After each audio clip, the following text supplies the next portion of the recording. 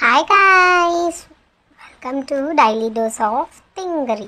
ఈరోజు మనం కట్లెట్ చేసుకుంటున్నాం.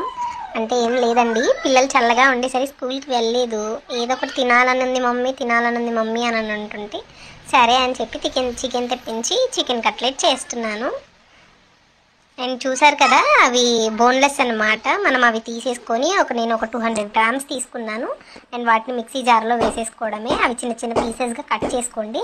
అండ్ గ్రైండ్ చేసుకున్న తర్వాత ఆ చిన్న చిన్న పీసెస్ కొంచెం బరగ్గా పట్టుకుంటే చాలు. మా కొడుకు కూడా అడుగుతున్నాడు, ఎప్పుడు చేస్తావు మమ్మీ, ఫాస్ట్గా చెయ్యు అని చెప్పి.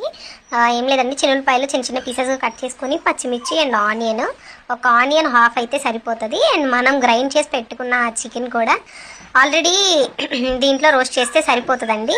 అండ్ గరం మసాలా, ఉప్పు, కారం, పసుపు అండ్ మిరియాల పౌడర్ వేసేసుకొని జస్ట్ మనం అది డ్రై అయిపోతే సరిపోతుంది. అది అలాగా. And potato, 1 boiled potato big size ఒకటి తీసుకోండి. 2 స్పూన్లు మైదా అండ్ 2 స్పూన్స్ వచ్చేసి కార్న్ఫ్లోర్ అండ్ కొత్తిమీర అండ్ బ్రెడ్ క్రమ్స్, ఒక 2 బ్రెడ్ క్రమ్స్ వేసుకున్నానండి నేనైతే.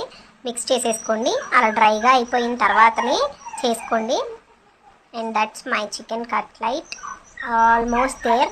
మొత్తం మిక్స్ చేసేసుకున్న తర్వాత రౌండ్గా చేసేసుకోండి. ఏ షేప్ కావాలంటే ఆ షేప్ చేసేసుకోండి. అండ్ తర్వాత దాన్ని డిప్ చేయడానికి 3 table spoons maida and 3 table spoons వచ్చేసి కార్న్ఫ్లోర్ అండ్ బీటెడ్ ఎగ్ వేసేసుకొని మనం మిక్స్ చేసుకోవడమే. అండ్ మనకు సరిపడంత వాటర్ వేసుకొని ఈ స్టేజ్కి వచ్చే వరకు మనం మిక్స్ చేసేసుకొని అండ్ దాంట్లో డిప్ చేసేసుకొని అండ్ బ్రెడ్ క్రమ్స్ కూడా ఒక 2 తీసుకొని దాంట్లో డిప్ చేయండి.